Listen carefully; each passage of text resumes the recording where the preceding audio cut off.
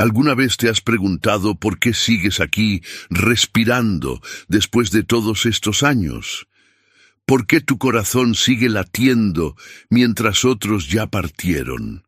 ¿Qué propósito tiene Dios contigo cuando muchos ya han dejado este mundo? Si te dijera que no es casualidad, no es un accidente ni un simple capricho del destino. Es un llamado divino, un susurro del cielo que sigue resonando en tu interior.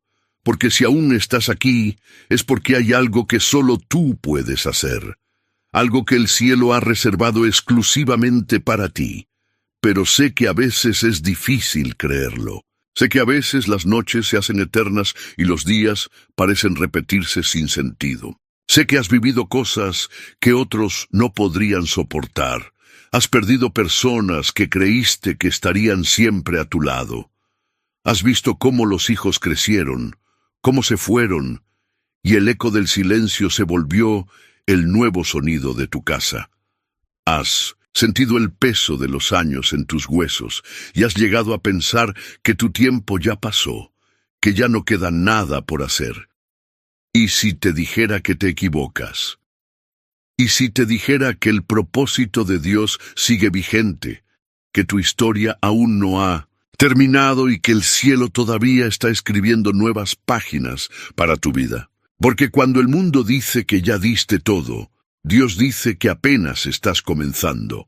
Hoy vas a descubrir por qué Dios ha decidido mantenerte con vida.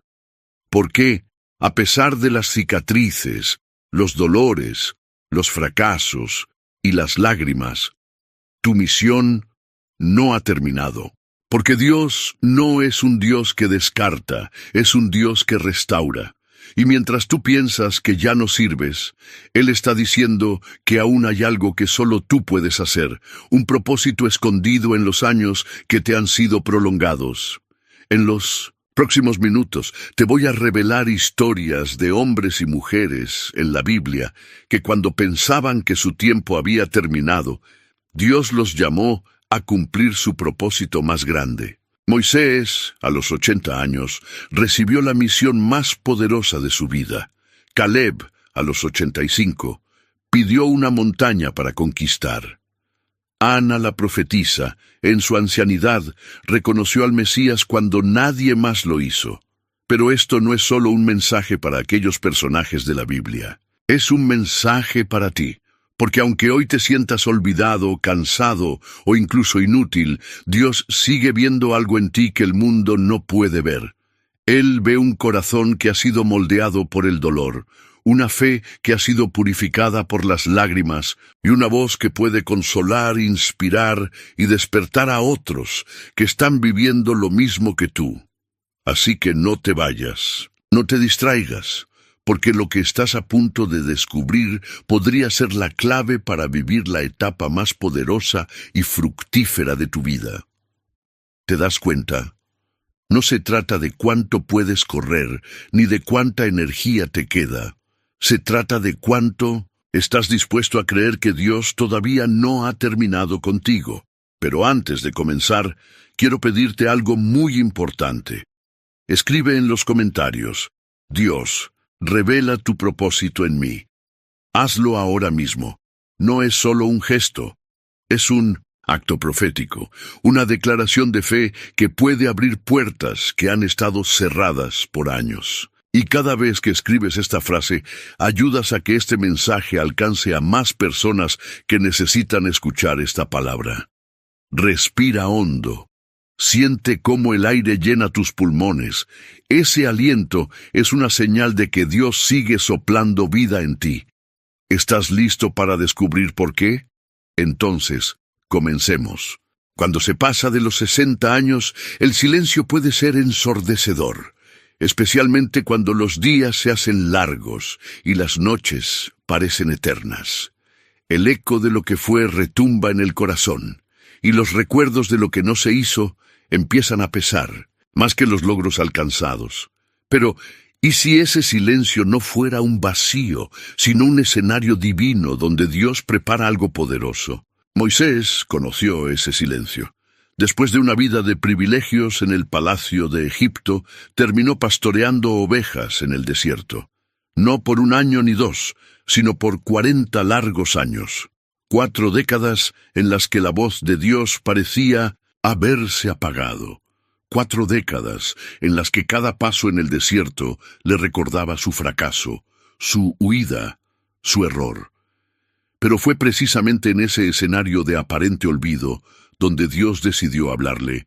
Éxodo 3:11 nos muestra el momento en que Moisés escucha el llamado divino desde la zarza ardiente. Un llamado que lo sacudió, que lo confrontó y que reveló un propósito que él creía haber perdido. Y su primera reacción fue la misma que muchos sienten al llegar a la madurez. ¿Quién soy yo para ir al faraón? Moisés no se sentía digno, no se sentía capaz. Había pasado tanto tiempo en el silencio del desierto que su identidad se había desvanecido. ¿Cómo alguien que había fracasado podría ser el libertador de un pueblo? ¿Cómo alguien que había huido podría ser el portavoz de Dios? Y es que a veces, cuando la vida se aquieta, las voces del pasado resuenan más fuerte. Los recuerdos de lo que no fue, las promesas que no se cumplieron, los sueños que se desvanecieron. Pero Dios no desperdicia el silencio. Él lo utiliza para revelar propósitos ocultos, aquellos que solo pueden ser comprendidos cuando el ruido de la juventud se ha acallado. Moisés no recibió su llamado en los años de su fortaleza física. No lo recibió cuando era el príncipe poderoso de Egipto, sino cuando ya no tenía nada que perder. Y es que a veces Dios espera a que nuestras manos estén vacías para llenarlas de propósito eterno. ¿Te has sentido alguna vez como Moisés, mirando tus manos vacías, preguntándote si aún queda algo por hacer? ¿Has sentido que los días pasan y el silencio parece consumirlo todo? Entonces, quizás sea el momento perfecto para que la voz de Dios se haga escuchar, porque el mismo Dios que habló desde una zarza ardiente sigue hablando hoy. No en grandes espectáculos, ni en gestos deslumbrantes, sino en el susurro del silencio, en la quietud de un corazón dispuesto, en el eco de una vida que aún respira por una razón divina. Moisés tuvo que quitarse las sandalias, no porque el lugar fuera especial en sí mismo, sino porque la presencia de Dios lo había santificado. Y quizás hoy, Dios también te está pidiendo que te despojes de los recuerdos que duelen, de los fracasos que pesan, de los temores que atan. Porque el terreno donde estás ahora, ese terreno que parece vacío y sin propósito, es santo. Es el lugar donde Dios quiere revelarte algo que nunca habrías podido entender en la prisa de la juventud.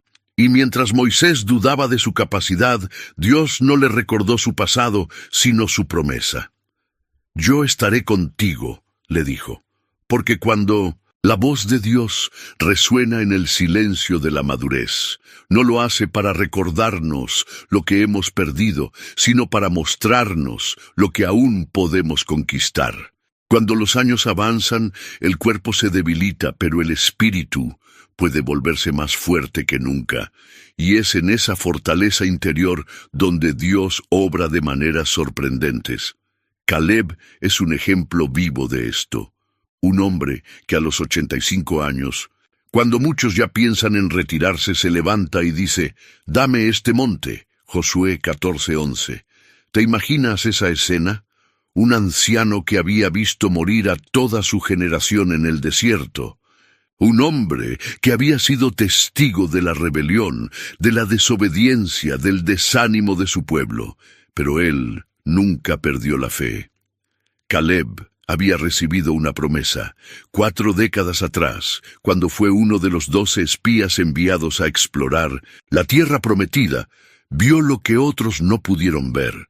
Donde otros vieron gigantes, él vio oportunidades. Donde otros vieron obstáculos, él vio la fidelidad de Dios. Y mientras los demás se llenaron de miedo, Caleb se llenó de fe. Pero esa fe no fue recompensada inmediatamente. Caleb tuvo que esperar. Pasaron 45 años hasta que la promesa que Dios le había hecho se cumplió. Y esos años no fueron fáciles. Cada día Caleb despertaba y veía morir a los de su generación.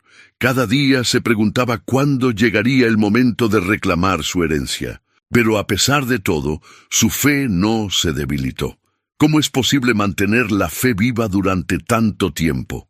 ¿Cómo es posible seguir creyendo cuando los años pasan y las promesas no se cumplen? La respuesta está en la convicción inquebrantable de Caleb. Él no dejó que los años apagaran su fe, no dejó que las arrugas en su rostro fueran señales de derrota. Al contrario, cada arruga se convirtió en un recordatorio de la fidelidad de Dios. Y el día llegó. A los 85 años, Caleb se presentó ante Josué. No pidió un lugar tranquilo para descansar sus huesos cansados. No pidió un refugio para esperar la muerte. No, pidió una montaña. Pidió el territorio que había sido prometido décadas atrás. Pidió el monte Hebrón, un lugar habitado por gigantes, por enemigos feroces. Un lugar que exigía esfuerzo, valentía, determinación. Y Caleb, a sus 85 años, se levantó y dijo: «Todavía estoy tan fuerte como el día que Moisés me envió». Josué 14:11. ¿Qué clase de fortaleza era esa? No era una fortaleza física. Era una fortaleza espiritual, una fe probada por los años, una fe que no dependía del cuerpo, sino del Dios que había hecho la promesa, porque cuando el cuerpo se debilita, el espíritu puede fortalecerse, y cuando la vida nos obliga a esperar, la fe que sobrevive a esa espera es una fe inquebrantable. Es la fe de Caleb. Es la fe que no se rinde, que no se apaga, que sigue creyendo aunque pasen los años y las promesas parezcan lejanas. Hoy, quizás sientas que los años han pasado y que la promesa no ha llegado. Quizás te sientes cansado, agotado y piensas que ya no queda nada por reclamar, pero Dios sigue siendo el mismo. La promesa sigue en pie, y mientras tengas aliento en tus pulmones, mientras tu corazón siga latiendo, aún puedes levantarte y decir: «Dame este monte», porque la verdadera fortaleza no está en los músculos, sino en el espíritu.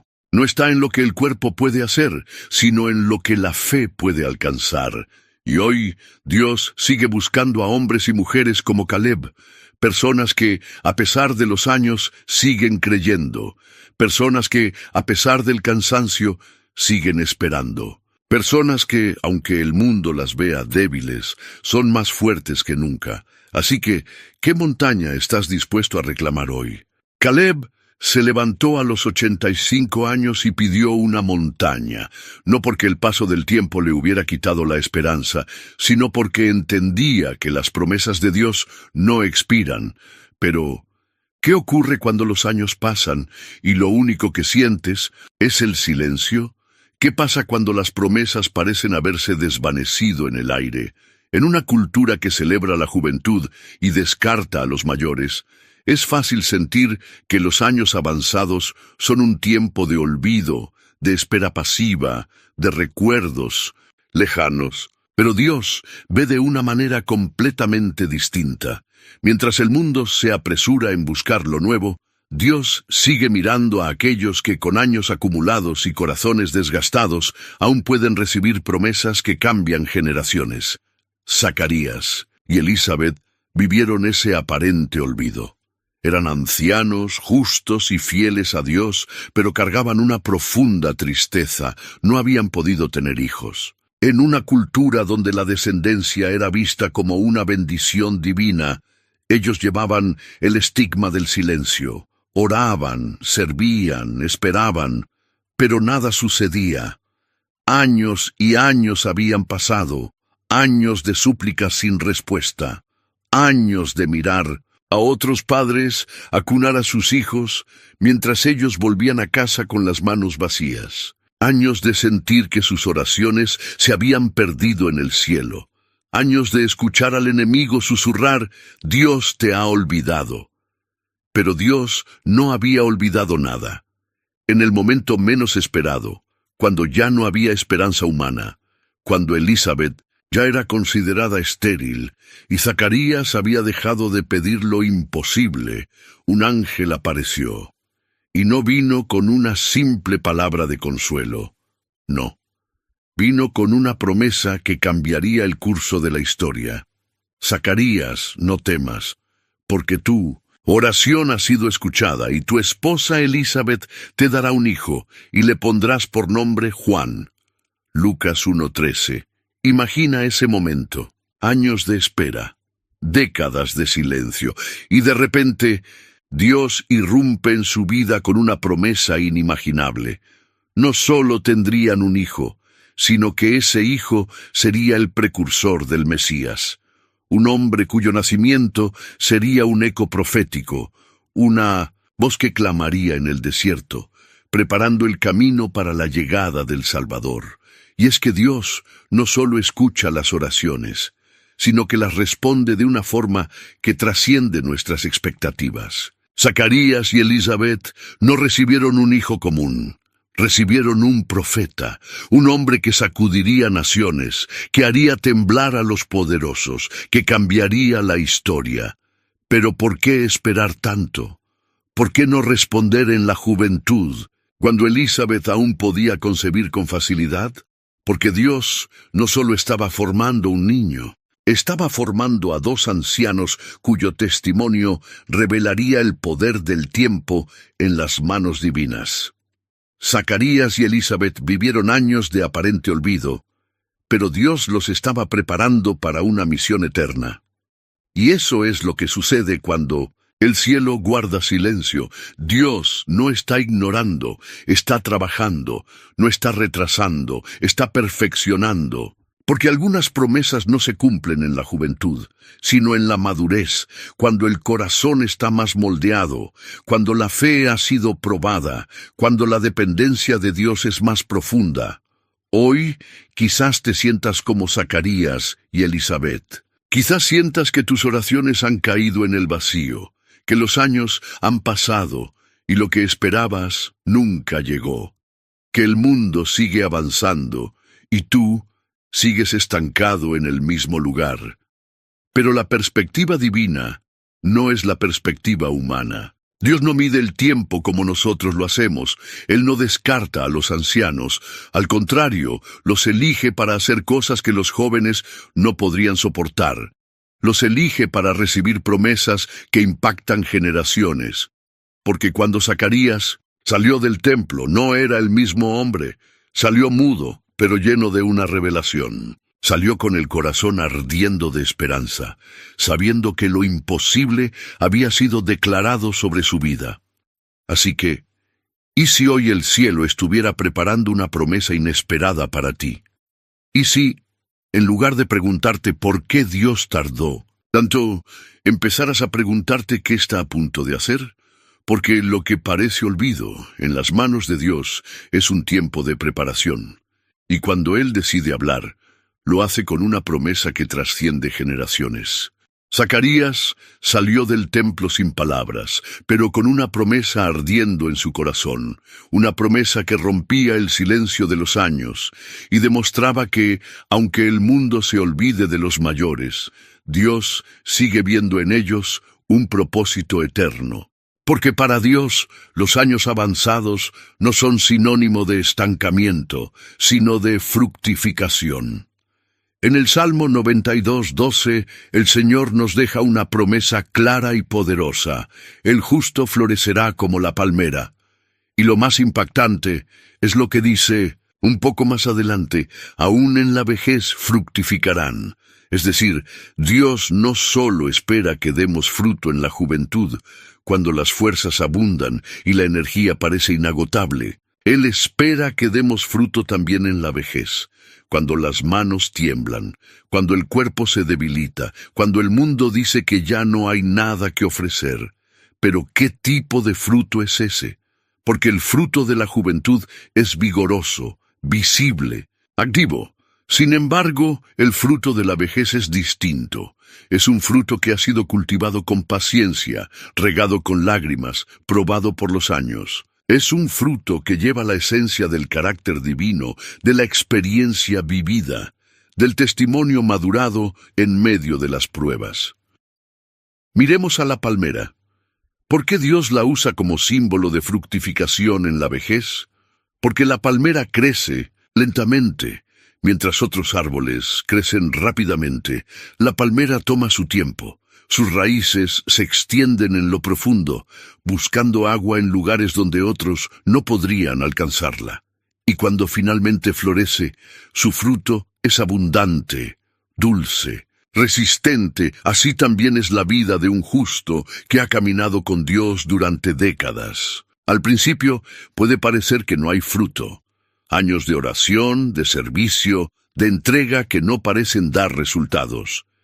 Pero mientras el mundo se enfoca en los logros visibles, Dios está profundizando las raíces. Está permitiendo que las raíces se extiendan en la fe, en la dependencia, en la confianza inquebrantable. Y cuando llega el momento, ese justo comienza a dar un fruto que no se marchita, un fruto que otros no pueden ignorar. Un fruto que nutre a generaciones, que fortalece a los más jóvenes, que da sombra a los cansados. ¿Te das cuenta? Dios no te ha mantenido aquí para ser un espectador. Él te ha mantenido aquí para que florezcas, no con la intensidad impetuosa de la juventud, sino con la serenidad firme de la madurez. Porque el fruto que se produce en la vejez no es solo para ti, sino para los que te rodean. Es para aquellos que están buscando un consejo, una palabra de sabiduría, una oración sincera. Es para aquellos que necesitan ver en ti la fidelidad de un Dios que nunca falla. Y ese fruto es poderoso, porque cuando alguien que ha pasado por el fuego, por el desierto, por las pérdidas y las lágrimas, sigue hablando de la bondad de Dios, ese testimonio tiene un peso espiritual inmenso. No es teoría, es vida. No es conocimiento, es experiencia. Quizás hoy te sientas cansado. Quizás pienses que ya no queda nada por hacer. Pero Dios dice lo contrario. Él dice que aún puedes florecer, que aún puedes dar un fruto que otros necesitan, que aún puedes marcar vidas, tocar corazones, impactar generaciones, porque mientras tengas aliento, mientras tu corazón siga latiendo, hay una misión que cumplir. Y ese fruto que estás llamado a dar en esta etapa es aún más valioso, más dulce, más profundo que el fruto de la juventud, porque lleva el sabor de los años, el aroma de la fe, la esencia de una vida que ha sido probada y no ha sido vencida. Así que levanta tu mirada, porque lo que el mundo llama vejez, Dios lo llama fructificación. Y mientras el mundo cuenta tus años, Dios está contando tu fruto. La palmera florece a pesar del paso de los años, y su fruto es aún más dulce cuando ha resistido los vientos y las tormentas. Pero, ¿qué sucede cuando el fruto parece haberse perdido? ¿Qué pasa cuando las caídas del pasado se convierten en una sombra que cubre todo lo que Dios quiere hacer en el presente? Pedro sabía bien lo que era cargar con la culpa. Él, el discípulo impulsivo, el que había prometido estar al lado de Jesús hasta la muerte, terminó negándolo no una ni dos, sino 3 veces. Y lo hizo en el momento más crucial, cuando su maestro estaba siendo humillado, golpeado, sentenciado. ¿Te imaginas el dolor en el corazón de Pedro? El eco de esas palabras resonando en su mente. No conozco a ese hombre. Palabras dichas con miedo, con desesperación, con una vergüenza que calaba hasta los huesos. Y cuando sus ojos se cruzaron con los de Jesús, justo después de 1200, la tercera negación, Pedro se derrumbó. Salió de allí y lloró amargamente, pero ese no fue el final de su historia. Jesús había sido crucificado, había resucitado, y Pedro seguía sintiéndose un traidor, un hombre quebrado, alguien que había fallado de la peor manera posible. Se había apartado del grupo, había regresado a su antigua vida de pescador, porque ¿Qué más podía hacer alguien que había fallado tan estrepitosamente? Pero entonces Jesús lo buscó. En Juan 21 vemos a Jesús acercarse a la orilla, justo donde Pedro y los demás discípulos estaban pescando.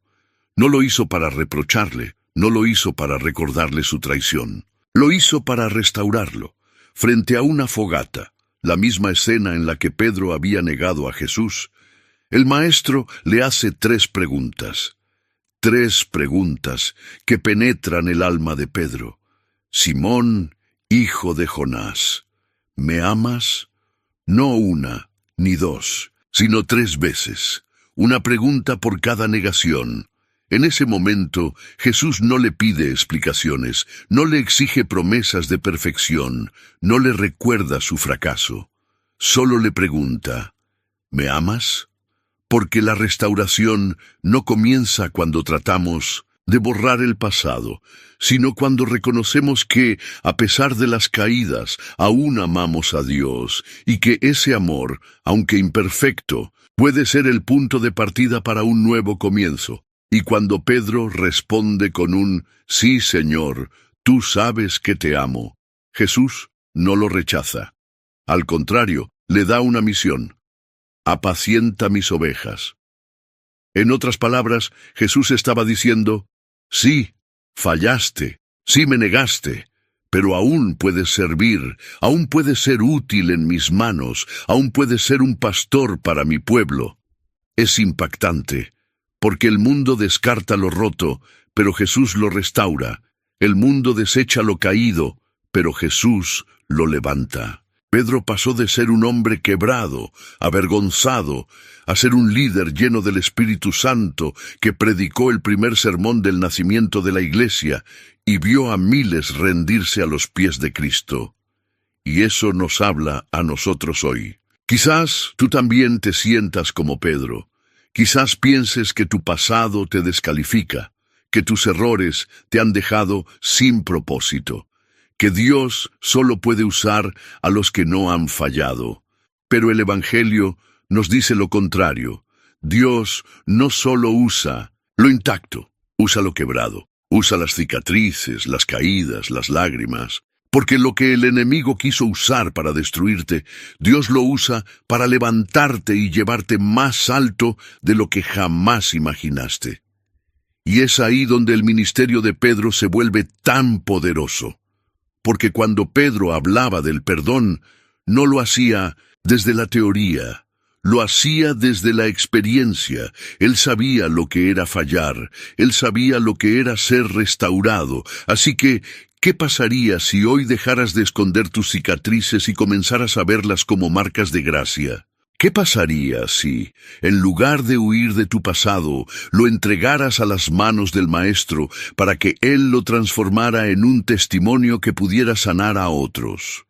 Porque la historia de Pedro nos recuerda que no importa cuán lejos hayas caído, Jesús sigue buscando a los caídos, no para reprocharles, sino para restaurarles y darles una misión eterna. Pedro había aprendido que las caídas no son el final, sino el terreno donde Dios edifica nuevos comienzos. Pero ¿qué pasa cuando las pérdidas parecen irrecuperables? ¿Qué ocurre cuando el dolor ha sido tan devastador que no queda nada por reconstruir? Cuando el alma atraviesa un desierto, el tiempo parece detenerse. Cada día se siente igual al anterior, y las heridas parecen no cerrar nunca. Es como caminar por un paisaje devastado, buscando entre los escombros alguna señal de vida. Pero a veces, justo cuando todo parece perdido, Dios comienza a reconstruir desde las ruinas. Eso fue lo que vivió Job, un hombre que conoció la plenitud, pero también la devastación. De un momento a otro, lo perdió todo. Sus hijos, su riqueza, su salud. La vida que había construido se desmoronó ante sus ojos, dejándolo solo, cubierto de cenizas y preguntas sin respuesta. Y en ese polvo de cenizas, Job se sentó, día tras día, preguntándose por qué. ¿Por qué a él? ¿Por qué tanto dolor? ¿Por qué Dios había guardado silencio? Y mientras él buscaba respuestas, las voces a su alrededor se convirtieron en ecos de juicio, acusándolo, hiriéndolo aún más. ¿Alguna vez te has sentido así? Como si estuvieras atrapado en un ciclo interminable de pérdidas y preguntas. Como si el dolor del pasado se hubiera convertido en tu única compañía, y las voces que deberían consolarte solo profundizan las heridas. Pero el libro de Job nos revela algo impactante. El momento de la restauración no llega cuando todo vuelve a ser como antes. Llega cuando el corazón decide soltar, perdonar y orar por aquellos que lo lastimaron. En Job 42:10 encontramos una clave poderosa. Y Jehová restauró el bienestar de Job cuando él hubo orado por sus amigos. Y aumentó al doble todas las cosas que habían sido de Job. Dios no restauró a Job antes de que él orara por sus amigos. Lo hizo después. Porque a veces lo que bloquea la restauración no es el dolor de lo que perdimos, sino el resentimiento, aunque hemos acumulado. Y mientras el corazón se aferra a las heridas, las manos permanecen cerradas para recibir lo nuevo que Dios quiere dar. Pero Job, en su desolación, tomó una decisión radical. En lugar de seguir reclamando lo que había perdido, oró por aquellos que lo lastimaron. Y en ese acto de rendición, el cielo se abrió. Dios no le devolvió los mismos hijos, ni las mismas posesiones. No le devolvió el pasado, le dio algo nuevo, una nueva familia, nuevas bendiciones, un futuro que superó por completo lo que alguna vez tuvo. Hoy, quizás tu vida se parezca a ese campo de ruinas en el que Job se encontraba. Quizás cada recuerdo sea un recordatorio de lo que perdiste. Pero, ¿y si Dios está a punto de reconstruirlo todo? ¿Y si en lugar de aferrarte a lo que fue, decides abrir tu corazón a lo que puede ser? La sanidad interior comienza cuando decidimos soltar el pasado y entregar las cenizas a aquel que puede transformarlas en belleza. Job lo hizo, y su final fue mucho más glorioso que su comienzo. Porque la restauración de Dios no se trata de recuperar lo que teníamos. Se trata de recibir algo nuevo, algo mejor, algo que solo puede florecer en un corazón dispuesto a perdonar y a confiar, incluso cuando todo parece perdido. Job descubrió que aún después de haberlo perdido todo, Dios podía reconstruir desde las cenizas. Pero, ¿qué sucede cuando el dolor no solo destruye lo que tenías, sino también tu voluntad de seguir adelante? ¿Qué pasa cuando, en lugar de levantarte, solo quieres esconderte y desaparecer? A veces, después de haberlo perdido todo, el corazón busca refugios oscuros. Lugares donde esconder el dolor, donde ocultar las cicatrices, donde convencernos de que ya no queda nada por hacer. Así le ocurrió a Elías, un hombre que había sido testigo del poder restaurador de Dios, pero que ahora se encontraba escondido en una cueva, creyendo que su historia había terminado. Elías había visto el fuego descender del cielo. Había vencido a los profetas de Baal. Había sido un instrumento de grandes milagros. Pero tras recibir una amenaza de muerte de Jezabel, el mismo hombre valiente que desafió a multitudes, ahora corría desesperado, buscando un lugar donde desaparecer. Se sentía solo, se sentía agotado, y sobre todo se sentía inútil. ¿De qué había servido todo su esfuerzo? ¿De qué habían valido los años de entrega, de obediencia, de sacrificio? La voz del enemigo retumbaba en su mente. Todo ha sido en vano. ¿Te has sentido así alguna vez? Como si después de haberlo dado todo, la vida te empujara a una cueva oscura, a un rincón donde el eco de tus fracasos se convierte en tu única compañía. Pero es precisamente en esos momentos, en esos refugios oscuros, donde creemos que Dios se ha olvidado de nosotros, cuando su voz resuena con más fuerza. Y Dios le habló a Elías, pero no en el viento impetuoso, ni en el fuego, ni en el terremoto. Le habló en un susurro que traspasó sus temores, sus dudas, su dolor. Levántate, vuelve por tu camino y unge a Eliseo. 1 Reyes 19, 15, 16. La misión de Elías no había terminado. Mientras él pensaba que su historia había llegado al final, Dios estaba escribiendo el siguiente capítulo. Un capítulo que incluía preparar a la próxima generación, ungir a un nuevo profeta, transmitir un legado que perduraría mucho más allá de sus días en la tierra. Hoy quizás te encuentres en tu propia cueva. Quizás te has convencido de que ya no queda nada por hacer, que los mejores días quedaron atrás, que lo que construiste se desmoronó sin remedio. Pero Dios sigue siendo el mismo, y su voz aún resuena en el silencio. Levántate, aún queda una misión que solo tú puedes cumplir. La cueva no es tu destino final. Es el lugar donde Dios te recuerda que, aunque sientas que todo se ha perdido, aún hay un Eliseo esperando ser ungido. Aún hay un propósito aguardando ser cumplido. Porque mientras haya aliento en tu ser, Dios seguirá escribiendo capítulos que ni siquiera tú podrías imaginar. Elías pensó que su misión había terminado en la cueva, pero Dios le recordó que aún había un Eliseo esperando ser ungido, un legado por transmitir. Y es que, cuando el camino parece llegar a su fin, es el momento perfecto para plantar semillas que florecerán en las próximas generaciones. En la Biblia encontramos un ejemplo poderoso de esto en la historia de Timoteo, un joven cuya fe no surgió de la nada. Fue una fe sembrada, regada y cultivada por dos mujeres que marcaron su vida de manera trascendental, su abuela Loida y su madre Eunice.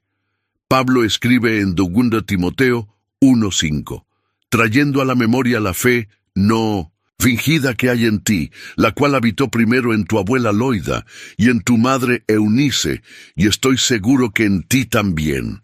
¿Te das cuenta? Antes de que Timoteo se convirtiera en un líder, antes de que fuera un discípulo fiel de Pablo, ya había recibido un legado espiritual.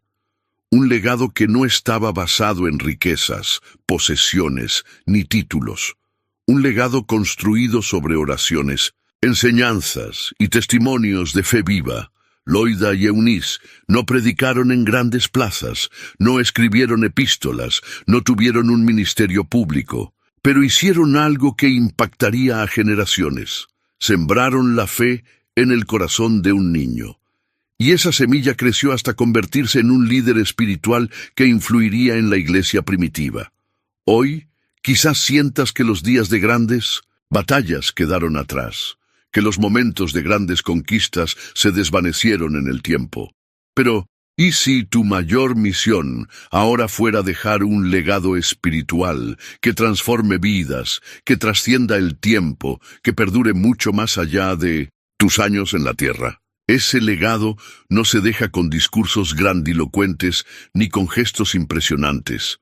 Se deja en lo cotidiano, en esas conversaciones a solas con un nieto, en esas oraciones a puerta cerrada, en ese ejemplo silencioso de fidelidad y confianza en Dios, aun cuando las fuerzas se debilitan, porque el mundo se enfoca en dejar herencias materiales, pero el reino de Dios nos llama a dejar herencias eternas, semillas que crecen en corazones jóvenes, en aquellos que están buscando un rumbo, en aquellos que necesitan ver que la fe no es solo teoría, sino vida vivida.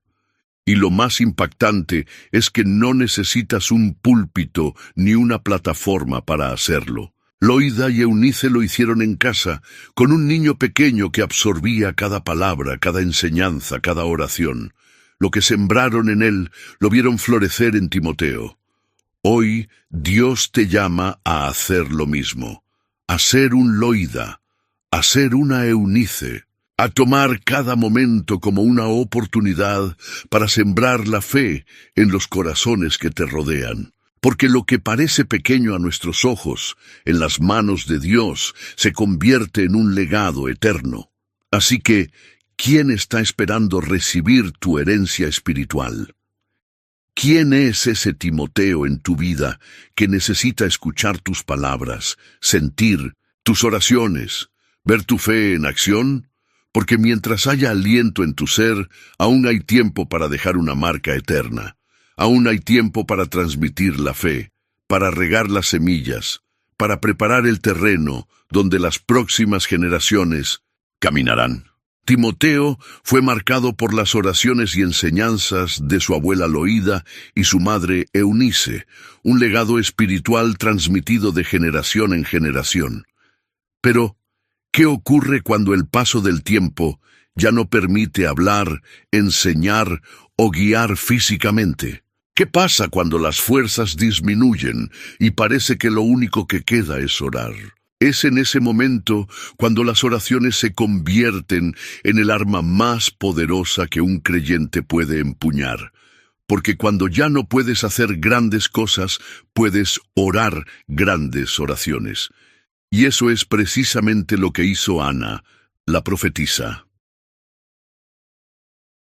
En Lucas 2, 36-38, leemos sobre una mujer anciana, viuda y sin hijos, que había dedicado su vida a la oración. Ana no tenía un púlpito, no tenía seguidores, no tenía un ministerio visible, pero tenía un altar, un lugar donde su voz resonaba día y noche, intercediendo, clamando, esperando. Ana había perdido a su esposo hacía décadas.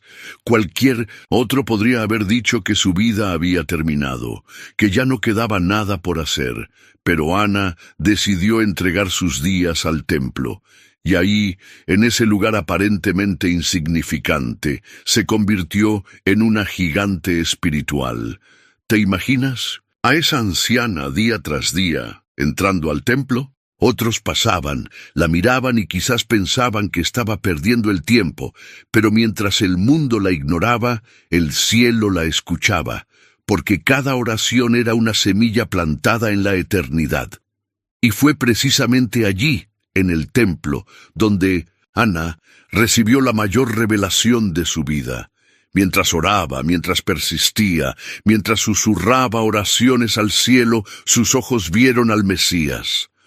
Un bebé en los brazos de una joven madre, un niño que era la promesa viva de todo lo que había estado esperando. Lucas nos dice que Ana dio gracias a Dios y comenzó a hablar de aquel niño a todos los que esperaban la redención en Jerusalén. La mujer que parecía olvidada, sin influencia, sin familia, se convirtió en la primera profetisa en anunciar al Salvador. ¿Qué nos enseña esto? Que las oraciones persistentes de los ancianos tienen un poder que trasciende generaciones. Ana no vio a Jesús caminar sobre las aguas ni resucitar a los muertos. No vio a la iglesia crecer ni a los apóstoles predicar. Pero sus oraciones prepararon el terreno para todo lo que vendría después. Hoy, quizás sientas que ya no puedes hacer mucho. Quizás tu cuerpo ya no te permite servir como antes, salir como antes, trabajar como antes. Pero aún puedes orar. Y esas oraciones, como las de Ana, tienen el poder de marcar generaciones, de abrir caminos, de tocar corazones, porque mientras haya aliento en tu ser, aún puedes interceder por los tuyos. Aún puedes levantar un clamor por aquellos que vendrán detrás de ti. Y cuando tus ojos se cierren y tus labios ya no puedan pronunciar palabras, tus oraciones seguirán resonando en la eternidad. Así que, ¿qué estás dispuesto a orar hoy? ¿Qué clamor quieres dejar en el cielo como legado eterno? Porque quizás no veas el fruto ahora, pero el Dios que escuchó a Ana sigue escuchándote a ti. Ana encontró en la oración un arma poderosa, demostrando que aun cuando el cuerpo se debilita, el espíritu sigue teniendo la capacidad de mover montañas. Pero ¿qué sucede cuando las limitaciones físicas parecen encadenarnos, cuando los años nos atan y nos impiden hacer lo que antes hacíamos? ¿Cómo seguir siendo productivo espiritualmente cuando el cuerpo ya no responde como antes? El apóstol Pablo conoció ese tipo de limitación. Aquel hombre que había recorrido ciudades, predicado en sinagogas, plantado iglesias y enfrentado multitudes, ahora se encontraba en una fría celda, sin poder salir, sin poder moverse, sin poder predicar como antes. Pero fue precisamente en ese lugar de encierro, en esa prisión oscura y solitaria, donde Pablo produjo algunos de los escritos más poderosos del Nuevo Testamento. Desde su celda escribió a Timoteo: «He peleado la buena batalla, he acabado la carrera, he guardado la fe». 2 Timoteo 4:7. ¿Te imaginas a Pablo, un hombre acostumbrado a la acción, ahora encadenado, con el cuerpo debilitado, pero con el espíritu ardiendo? ¿Te imaginas sus manos gastadas, sus ojos cansados, su cuerpo limitado, pero su corazón rebosante de palabras que cambiarían el curso de la historia? Porque mientras su cuerpo estaba prisionero, su espíritu seguía siendo libre. Y esas cartas que escribió, palabras que surgieron desde la aparente inactividad, terminaron impactando a generaciones enteras. Lo que parecía ser el final de su ministerio se convirtió en la plataforma desde la cual su voz seguiría resonando por siglos. Hoy, quizás sientas que tu cuerpo te ha limitado, que las fuerzas se han agotado, que las manos ya no son firmes, que los pasos son más lentos. Quizás te sientas atrapado, como si tu productividad espiritual hubiera llegado a su fin. Pero Pablo nos enseña que el verdadero impacto no depende del cuerpo, sino de un espíritu conectado a Dios, un espíritu que, aún en la prisión, puede seguir escribiendo, orando, intercediendo, dejando un legado que trasciende los muros del tiempo. Y esa productividad espiritual no requiere grandes movimientos ni gestos impresionantes. A veces, el mayor impacto viene de las palabras que escribes a un ser querido, de la oración silenciosa que elevas por los tuyos, de los versículos que compartes con alguien que necesita escuchar una palabra de aliento. Pablo no dejó de ser productivo cuando lo encerraron. Al contrario, se volvió más fructífero que nunca, porque sus cartas siguen hablando hoy. Sus palabras siguen enseñando, corrigiendo, inspirando. Y esas palabras nacieron en el silencio de una celda, cuando todo parecía perdido. Hoy, Dios te dice que tus limitaciones no detienen su propósito, que tu cuerpo puede estar cansado, pero tu espíritu sigue siendo un canal de bendición. Que aún en la aparente inactividad puedes seguir escribiendo, orando, proclamando, dejando un testimonio eterno. Así que, ¿qué estás dispuesto a producir desde tu lugar de limitación? Porque mientras el mundo ve un cuerpo debilitado, Dios ve un espíritu dispuesto. Y en las manos de Dios, incluso las cadenas pueden convertirse en instrumentos para alcanzar a otros y llevarles esperanza. Pablo escribió desde la prisión, demostrándonos que el verdadero impacto no depende del cuerpo, sino de un corazón dispuesto a servir. Pero, ¿qué sucede cuando, al mirar a nuestro alrededor, vemos a otros corriendo, haciendo, logrando, mientras nosotros sentimos que hemos quedado atrás? ¿Qué pasa cuando la tentación de compararse con los más jóvenes, los más activos, los más visibles, se convierte en una trampa que nos roba la paz? En tiempos de Samuel, Israel estaba buscando un rey, alguien fuerte, imponente, un líder, que inspirara respeto y admiración. Y cuando Samuel fue enviado a la casa de Isaí para ungir al próximo rey, todos asumieron que el elegido sería Eliab, el hijo mayor, alto, robusto, de apariencia impresionante. Pero Dios tenía otros planes. No mires a su apariencia, ni a lo grande de su estatura, porque yo lo desecho, porque Jehová no mira lo que mira el hombre, pues el hombre mira lo que está delante de sus ojos, pero Jehová mira el corazón. 1 Samuel 16:7. Mientras todos veían en Eliab el rey perfecto, Dios estaba viendo a un muchacho en el campo, un pastorcillo de ovejas, olvidado por su familia, pero con un corazón conforme al suyo. David no era el más fuerte, ni el más imponente, ni el más experimentado, pero tenía algo que a los ojos de Dios valía más que cualquier apariencia: un corazón dispuesto a obedecer, a servir, a amar. Hoy, quizás te sientas como David antes de ser ungido.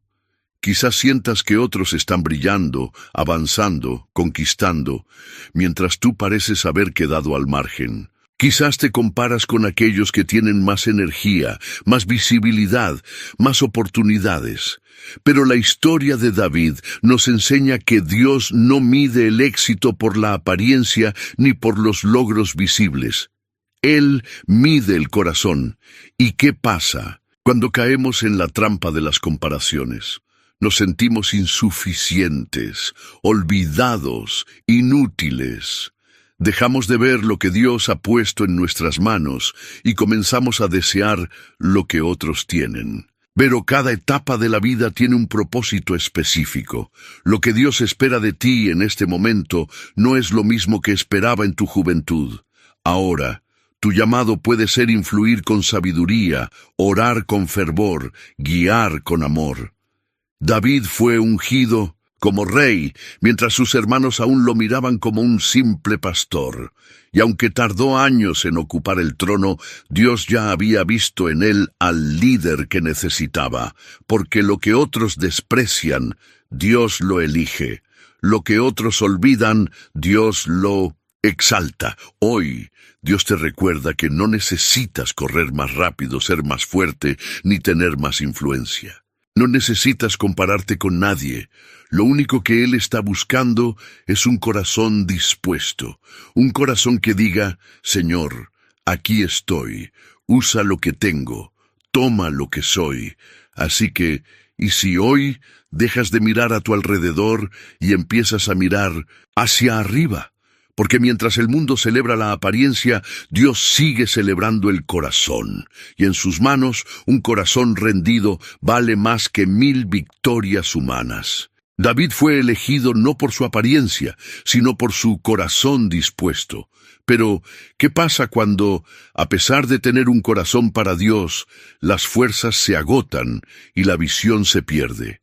¿Qué ocurre cuando el cansancio es tan grande que sientes que ya no puedes continuar? Eso fue exactamente lo que vivió Elías, aquel profeta que había visto el fuego del cielo descender, que había enfrentado a los profetas de Baal y demostrado el poder del Dios vivo.